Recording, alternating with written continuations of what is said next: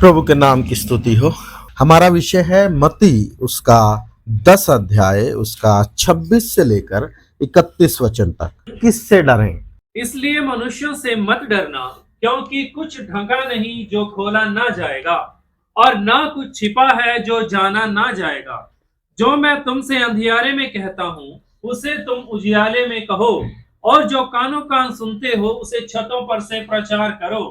जो शरीर को घात करते हैं पर आत्मा को घात नहीं कर सकते, उनसे मत डरना, पर उसी से डरो जो आत्मा और शरीर दोनों को नरक में नष्ट कर सकता है। क्या पैसे में 2 गौरैया नहीं बिकती, तो भी तुम्हारे पिता की इच्छा के बिना उनमें से एक भी भूमि पर नहीं गिर सकती। तुम्हारे सिर के बाल भी सब गिने हुए हैं, इसलिए डरो नहीं, तुम बहुत गौरैयों से बढ़कर हो। यहाँ प्रभु का वचन कहता है हमें किससे डरना है और किससे नहीं डरना है। डर हमारे अंदर होता है। कोई ऐसा बैठा है यहाँ जिसको डर नहीं लगता? डर हम सबके अंदर। डर क्यों लगता है? डर क्या हमारी सेफ्टी के लिए है या हमारी कमजोरी है? हमारे अंदर डर कहां से आया, क्यों आया, हमें क्यों डर लगता है? क्या ये हमारी कमजोरी है या हमारी सेफ्टी है? प्रभु ने ये नहीं कहा डरो मत, क्योंकि पवित्र आत्मा के 7 गुणों में से एक गुण है यहोवा का भय मानना। यहोवा का भय मानना बुद्धि की क्या है? शुरुआत है। डरो तो परमेश्वर से डरो। प्रभु कहता है मनुष्यों से ना डरो। लोगों को भूत से डर लगता है, परमेश्वर से डर नहीं लगता। रात को भी काला काला कुछ दिख जाए तो पूरी रात क्या नहीं आएगी? नींद नहीं आएगी। यीशु मसीह के लहू की जय, यीशु मसीह के लहू की जय। उस दिन तो बैठ के क्या करेगा? प्रार्थना करेगा। उस दिन सारी रात क्या कर लेगा? प्रार्थना कर लेगा। खतरनाक कौन है? शैतान, दुष्ट आत्मा, भूत प्रेत या परमेश्वर? दिन है तो डर अंदर छिपा रहता है। जैसे ही दिन गया, अंधेरा हुआ, डर के आज आ जाता है, बाहर आ जाता है। मानो लाइट चली गई। कहीं तो ऐसे हैं लाइट बंद करके नहीं सो सकते। लाइट बंद करके क्या लगता है इनका बस चले तो आंखें खोल के सोए। मेरे पास कितने बच्चे प्रार्थना के लिए आते हैं, पास्टर जी ये रात को डरता है। मुझे पता है बच्चे कब डरते हैं, जब वो क्या देखते हैं, भूतों की फिल्में या कार्टून भी भूतों वाले ही हैं आजकल, है ना।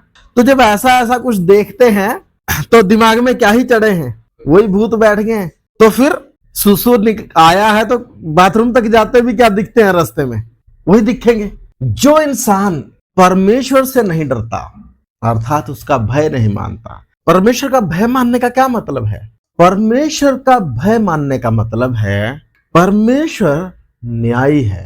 वो दोषी को कभी निर्दोष नहीं ठहराता, निर्दोष को कभी दोषी नहीं ठहराता। हम जो आज बचे हुए हैं, हमने जो आज उद्धार पाया है, हम कहते हैं परमेश्वर ने मुझसे प्रेम किया, प्रेमी परमेश्वर है। लेकिन प्रेम जताने के लिए उसने भारी क्या दी है? कीमत दी है। परमेश्वर का भय क्यों मानना है? क्योंकि वो सच्चा न्यायी है, दोषी को निर्दोष और निर्दोष को दोषी नहीं ठहराता। उसने अपने प्रेम को प्रकट करने के लिए सलीब पर अपने इकलौते पुत्र को दिया। इकलौता पुत्र बोलने से परमेश्वर के द्वारा भेजा गया। कौन? प्रभु यीशु मसीह। अर्थात परमेश्वर स्वयं मनुष्य की देह धारण किया और एक पवित्र देह जिसके अंदर आदम का कोई बीज नहीं है, और उस देह को हमारे लिए तैयार किया गया, मानव जाति के लिए तैयार किया गया, और सलीब पर प्रतीकात्मक रूप से मेरे और आपके पापों के लिए क्या किया गया? बलिदान होने के लिए दिया गया। पूरी मानव जाति के लिए यीशु मसीह सलीब पर अपना प्राण दिया। लेकिन क्या पूरी मानव जाति ने उद्धार पा लिया? उद्धार की कीमत तो सबके लिए दे दी गई, लेकिन सबका उद्धार हुआ नहीं। क्यों बीच में आ गया? मन फिराओ। क्योंकि अगर मन नहीं फिराएंगे तो पापों की क्षमा नहीं पाएंगे। यीशु के लहू से अपने आप को धोने के लिए पश्चाताप के साथ, आंसुओं के साथ नहीं आएंगे। उस परमेश्वर के मार्ग, सत्य और जीवन मैं ही हूं, उस मार्ग के अनुसार उस सत्य को स्वीकार करके उस अनंत जीवन को जब तक, क्योंकि प्रभु ने कहा है कि जैसे पिता अपने आप में जीवन रखता है वैसे मैं भी क्या रखता हूं? जीवन रखता हूं। तो यीशु मसीह के पास आकर उस अनंत जीवन को पा सकते हैं। अब जो व्यक्ति परमेश्वर का भय मानेगा, वही व्यक्ति, भय मानने का मतलब क्या है? कि वो व्यक्ति परमेश्वर न्यायी है करके क्या करेगा? अब जो ये बोलते थे कोई 84 लाख योनियां हैं, यहीं मरना है, यहीं जीना है, कभी कुत्ता, कभी बिल्ली, कभी गधा, कभी बैल, तो कहीं जाना ही नहीं है, तो फिर उसको क्यों मन फिराना है? जब कहीं जाना ही नहीं है, जब न्याय होना ही नहीं है, तो फिर मन भी क्यों फिराना? इसलिए लोग मगन हैं। मुसलमान क्या बोलते हैं कि यीशु मसीह सलीब पर मरा ही नहीं है, वो तो उसका एक हमशक्ल था। वो उसके स्वर्गारोहण पर तो विश्वास करते हैं कि वो स्वर्गारोहण हुआ है और दोबारा आएगा, और जितने भी मसीह समाज है उनको सच बताएगा। क्या सच बताएगा? कि तुम जिस विश्वास को लेकर चलते हो ये विश्वास गलत है, तुम भ्रम में पड़े हुए हो। जो ये सोचता है कि परमेश्वर न्यायी है, मन फिराओ। यीशु ने कहा जब प्रचार करना शुरू किया तो मन फिराओ। मन क्यों फिराओ? क्यों कोई मन फिराएगा? जब किसी चीज की जरूरत महसूस होगी तभी तो उस काम को करेगा कोई। आपको खाना खाना है, उसके पीछे का कारण क्या है? आपको क्या लगी है? भूख लगी है। मन क्यों फिराना है? क्यों कोई व्यक्ति, पाप में तो मजा है, क्यों कोई व्यक्ति मन फिराना चाहेगा? क्योंकि उसके ऊपर एक बात हावी है कि अगर मैं पाप में जिया तो परमेश्वर के दंड के क्या आ जाऊंगा? अधीन आ जाऊंगा। इसलिए परमेश्वर का भय मानकर क्या फिराना होता है? मन फिराना होता है। आज सुसमाचार का ढांचा ही बदला हुआ है। आज ढांचा क्या है? कि आप बीमार हैं, यीशु मसीह चंगा करने वाला है, विश्वास करो, क्या हो जाओ? चंगे हो जाओ। चंगे होके बपतिस्मा ले लो, और फिर भी चंगे नहीं हो रहे हो तो बपतिस्मा लेके चंगे हो जाओ। बपतिस्मा इसलिए भी दिया जाता है कि चंगाई नहीं मिल रही, बहुत प्रार्थना की जा रही है, तो बहन जी आप क्या ले लो? बपतिस्मा ले लो, जरूर क्या हो जाओगे। मतलब कितना हल्का कर दिया है। तो हम अपने विषय में आ जाते हैं। परमेश्वर का भय अगर एक व्यक्ति के जीवन में होगा तो वो मन फिराएगा, वो बुरी बातों से अपने आप को अलग करेगा। क्यों? भय मानने का मतलब क्या है? मैं जो काम करता हूं, ये काम करने से क्या मैं परमेश्वर के सामने दोषी ठहरता हूं? अगर मैं परमेश्वर के सामने दोषी ठहरता हूं, वचन में अपने आप को जांच कर, एक विश्वासी के लिए ये बात है, वचन में अपने आप को जांच कर वो उस काम से अपने आप को क्या रखेगा? दूर रखेगा। और जब वो उससे अपने आप को दूर रखेगा, किसी भी विचार से या किसी भी अपनी इच्छा से, तो वो परमेश्वर का भय मानने वाला है। और परमेश्वर का जो भय मानता है वो बुद्धिमान कहलाता है। यहोवा का भय मानना बुद्धि का क्या है? आरंभ है। और बुराई से दूर रहना यही क्या है? समझ है। तो जो परमेश्वर से डरता है वो बुराई से क्या रहता है? दूर रहता है। तो जो डर है ना वो हमारी सेफ्टी के लिए है। लेकिन कोई भी चीज है, खाने में नमक अगर ना हो तो कोई स्वाद है, लेकिन अगर नमक ज्यादा हो जाए या नमक कम हो जाए, आप बाइक चला रहे हो, कार चला रहे हो, आप कंट्रोल से बाहर चला रहे हो, नहीं मुझे क्या नहीं लगता, अकलमंदी है। आप बाइक को कैसे ही चलाओगे? स्कूटर को, कार को ऐसे ही चलाओगे ना जितना आपके कंट्रोल में है, क्योंकि आपको यह भी डर है कि कहीं क्या ना हो जाए। लेकिन अगर डर के आप किनारे में खड़ा है, कहीं कहीं क्या ना लग जाए, कहीं टक्कर लग जाएगी, बस मैं नहीं चलाता, तो इसका मतलब फिर आप कहीं जाए ही। तो आपके और मेरे जीवन में एक बैलेंस होना क्या है? जरूरी है। तो डरना है। बिना डर के तो हम आप मुहारे, मतलब मनमानी से जीवन जिएंगे, खुद भी मरेंगे, दूसरों को भी क्या करेंगे? मारेंगे। परमेश्वर से डरना है, लेकिन मनुष्यों से नहीं डरना है। मनुष्य से क्यों डरता है आदमी? हम अपने किसी प्रिय को अगर ज्यादा दिक्कत है तो किधर लेके जाते हैं? चलिए पीजीआई में चले जाते हैं, चंडीगढ़। क्यों? हमें डर क्या है कि कहीं क्या ना हो जाए, ये मर ना जाए। 26 इसलिए मनुष्यों से मत डरना, क्योंकि कुछ ढका नहीं जो खोला ना जाएगा। बस वचन कहता है परमेश्वर से डरना है, आगे हम इसको पढ़ेंगे, लेकिन मनुष्यों से नहीं डरना है। मनुष्यों से क्यों कोई डरता है? और ना कुछ छिपा है जो जाना ना जाएगा, जो मैं तुमसे अंधियारे में कहता हूँ। अंधियारे में कहने का यह मतलब क्या है? कि गुप्त में जो मैंने तुम्हें सिखाया है, क्योंकि यीशु मसीह चेलों को सिखाते थे, पब्लिकली नहीं सिखाया।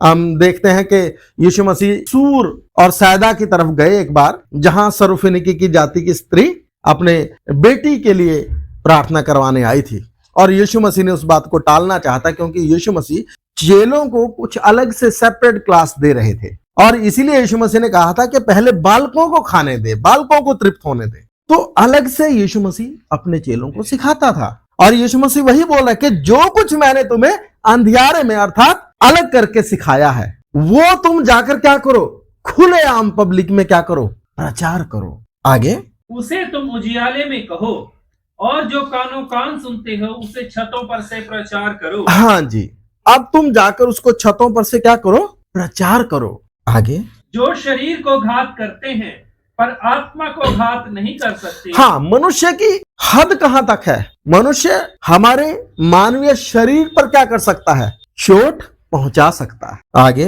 उनसे मत डरना, पर आत्मा को घात नहीं कर सकता, क्योंकि आत्मिक रूप से हमने उद्धार पा लिया है, आत्मिक रूप से हम अनंत जीवन को प्राप्त किए हैं। अगर हम मरेंगे तो विश्राम में चले जाएंगे, है ना। हम अनंत जीवन को पाया, अब इस पृथ्वी से हम परदेसी और मुसाफिर हैं यहाँ। तो हम जो शरीर को घात करते हैं पर आत्मा को घात नहीं कर सकते, उनसे मत डरना, पर उसी से डरो जो आत्मा और शरीर दोनों को नरक में नष्ट कर सकता है। परमेश्वर का अधिकार क्या है?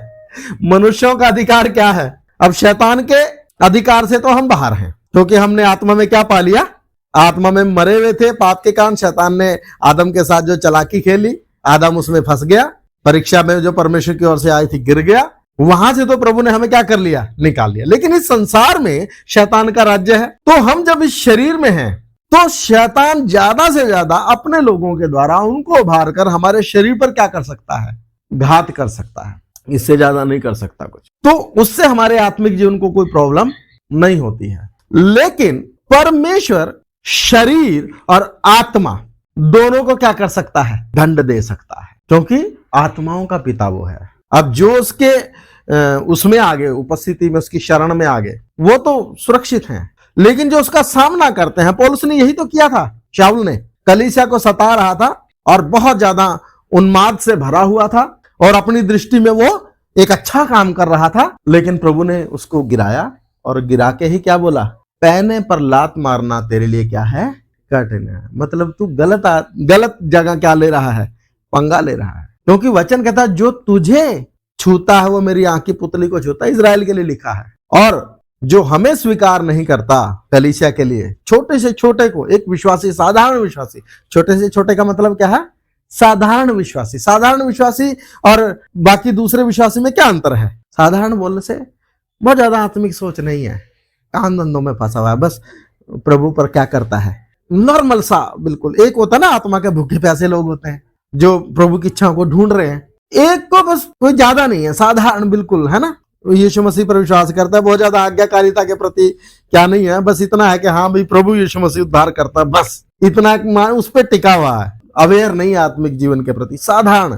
अगर वो किसी को वचन बता रहा है और उसको कोई स्वीकार नहीं कर रहा, तो परमेश्वर इनसे अपने को जोड़कर देखता है। परमेश्वर का दृष्टिकोण देखें। इनको अस्वीकार कर दिया नहीं, इन्होंने किसको अस्वीकार किया है? परमेश्वर। अब थोड़ा सा पहले इसका थोड़ा क्राइटेरिया बता दूं। ये वचन देखिए, यीशु मसीह ने पहले क्या कहा? मजदूर थोड़े हैं, है ना। मत्ती उसका 9 अध्याय का 35 वचन से हम पढ़ते हैं 38 तक। मजदूर थोड़े हैं, पिता से विनती करो कि क्या भेज दे?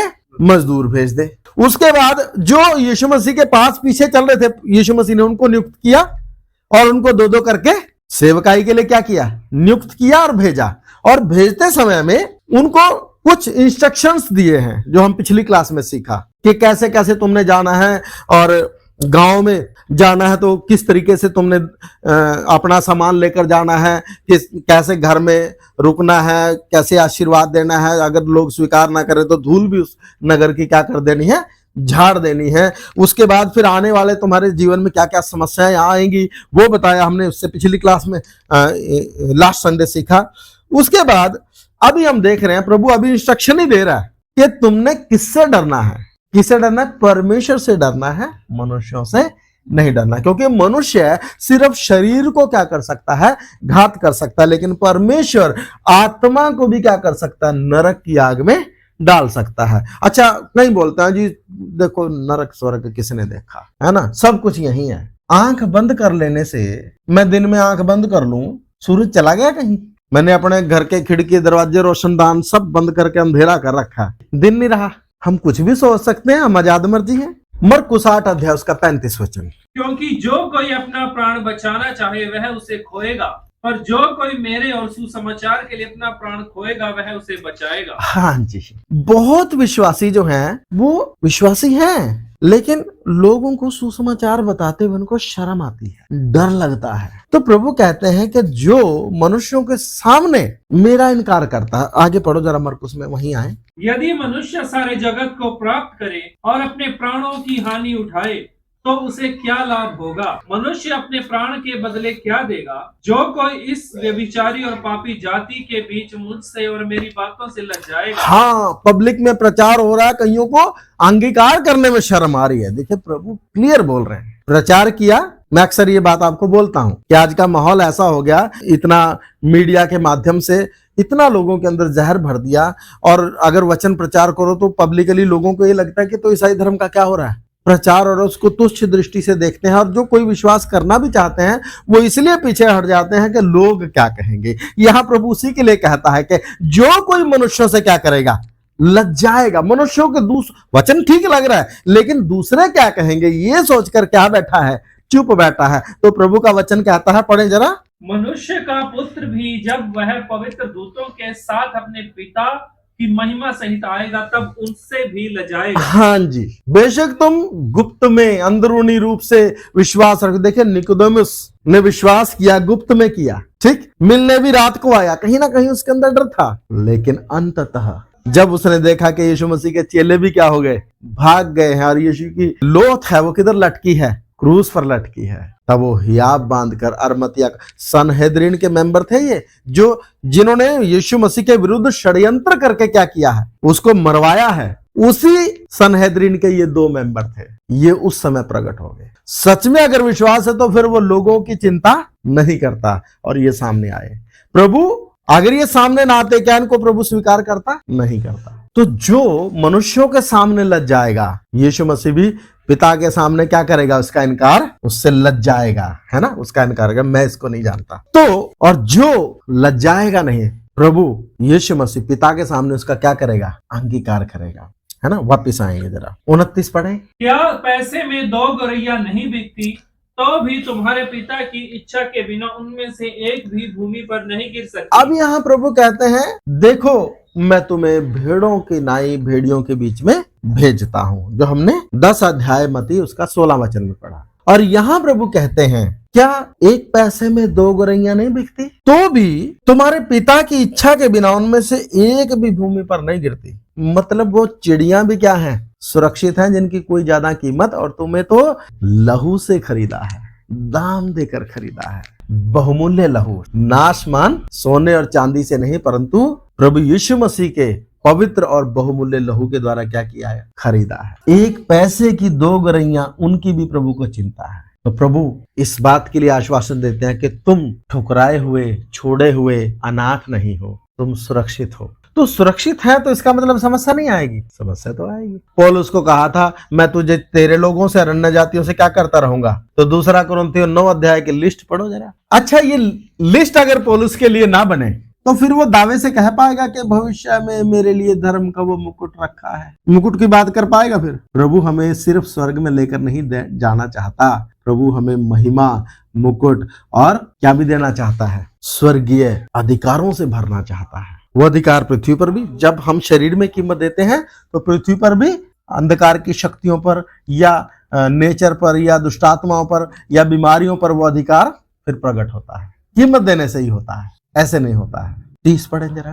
तुम्हारे सिर के बाल भी सब गिने हुए हैं, इसलिए डरो नहीं, तुम बहुत गौरैयों से बढ़कर हो। सिर के बाल भी, अच्छा कोई सिर के बाल गिन सकता है? कितने होते हैं सिर में बाल? ये कहावत है। तुम्हारी इतनी हद तक सुरक्षा करता है, हमारी चिंता करता है, ये कहावत है। सिर के बाल गिने हुए, परमेश्वर के लिए तो ये कोई बड़ी बात नहीं है, क्योंकि उसने तो एक तारे का भी क्या रखा हुआ है, नाम रखा हुआ, तो सबको नाम लेके बुलाता है। तो प्रभु हमें आश्वासन देते हैं कि तुम्हारे सिर के बाल भी गिने हुए हैं, इसलिए डरो नहीं, तुम बहुत गौरैयों से बढ़कर हो। एक पैसे में 2 आती हैं, बहुत सारी गौरैयों से भी तुम क्या हो, गौरैया जिसकी क्या नहीं है, कोई कीमत नहीं है, तुम उससे कहीं बढ़कर हो। फिर पहला पत्रस में तो वो साफ बोलता है, तुम्हारा छुटकारा नाशमान सोने से नहीं परंतु प्रभु यीशु मसीह के बहुमूल्य लहू से हुआ है, पवित्र लहू से हुआ है। इतने कीमती हैं कि सोना धन चांदी नहीं, प्रभु ने अपने इकलौते का क्या दिया है, खून हमारे लिए दिया है। इसलिए प्रभु आसानी से किसी व्यक्ति को छोड़ता नहीं है।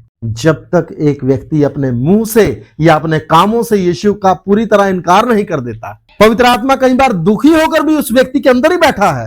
एक व्यक्ति की हरकतों से पवित्र आत्मा क्या हो गया, विश्वासी या सेवक की हरकतों से दुखी हो गया, नहीं सुन रहा, नहीं वचन के अनुसार ठीक चल रहा, दुखी हो गया, एकदम नहीं छोड़ेगा। क्यों? क्योंकि कीमत आपके लिए बहुत क्या दी गई है, बड़ी कीमत दी गई है। तो बोले ठीक है ना, विचारों में गिरावट आई है तो धीरे धीरे उपदेश में भी क्या आएगी, गिरावट आएगी। मैंने बोला पास्टर वो देखना पड़ेगा कि वो कहां पर अपने आप को स्टैंड करते हैं। वो अपने आप को अगर लूज रखेंगे तो वो जा सकते हैं, मिस्टेक कर सकते हैं, लेकिन अगर वो अपने आप को लूज नहीं रखेंगे और परमेश्वर के साथ जुड़े रहेंगे तो कोई दिक्कत नहीं है, क्योंकि कीमत बड़ी क्या दी गई है, भारी दी गई। इतनी आसानी से प्रभु छोड़ता नहीं है। हमारा बच्चा कोई बिगड़ जाए, नहीं सुनता हमारी, आपके हृदय से उसके प्रति प्रेम खत्म हो जाएगा। आप बेशक रोओगे, मारोगे, गुस्सा हो जाएगा, कुछ भी हो जाएगा, प्रेम खत्म हो जाएगा। जिसने सलीब पर अपने इकलौते को मेरे और आपके लिए दे दिया, इतनी जल्दी छोड़ने वाला नहीं है। हम जब अपने कामों और अपने बातों से उसका इनकार कर दें, हम जब कोई आशा नहीं छोड़ते, हम जब कोई रास्ता नहीं देते,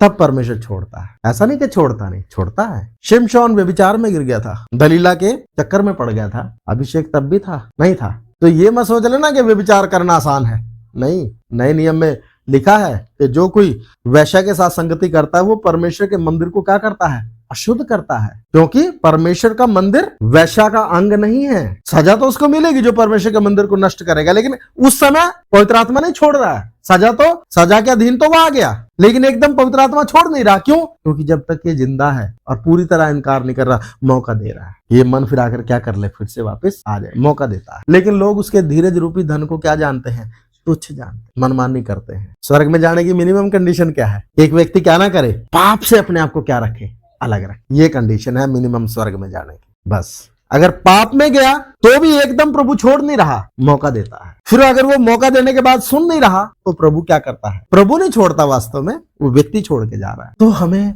मनुष्यों से नहीं डरना। किससे डरना है? कईयों को यीशु के बारे में बताना क्या है, मुश्किल है, नहीं बता सकते, शर्म आती है। फिर ये स्वीकार कर लेंगे, ये कीमत दे लेंगे, किनको प्रभु स्वीकार नहीं करेगा। ये तो वो हो गया कि स्वामी ने एक तोड़ा दिया था, है ना, वो मिट्टी में क्या कर दिया, दबा दिया, ले प्रभु पकड़, तूने मुझे सुसमाचार दिया था, मैंने विश्वास किया, बात खत्म, मैं बचा, सब बचे, कोई बचे ना बचे। ऐसा ही है, विश्वासियों को शर्म आती है। आज कईयों को डर लगता है, सतावट, उनको दिमाग में सतावट चल रहा है। भाई इतना भी नहीं है, प्रभु काम की तरफ भी कर रहा है। जहां बैन है, ठीक है, आधिकारिक रूप से अभी बैन नहीं हुआ इंडिया में, वैसे तो बैन है, सुसमाचार बैन है, आधिकारिक रूप से तो नहीं हुआ ना। आधिकारिक रूप से जहां बैन है इस्लामिक स्टेट्स के अंदर, वहां भी सुसमाचार चल रहा है। प्रचार करने वाले तरीके निकाल के रखते हैं, क्योंकि परमेश्वर का आत्मा युक्ति का आत्मा है।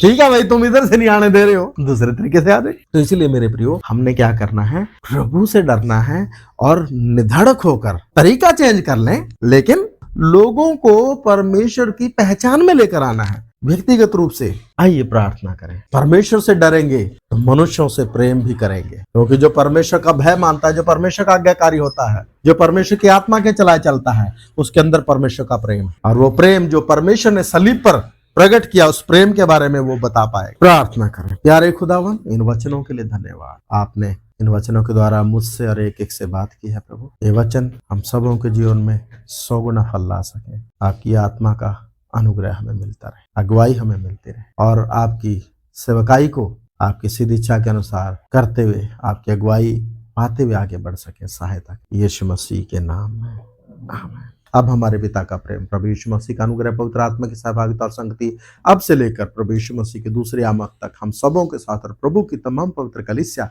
और संतों के साथ होता रहे। आमीन। प्रभु आप लोगों को आशीष दें। 6 बजे।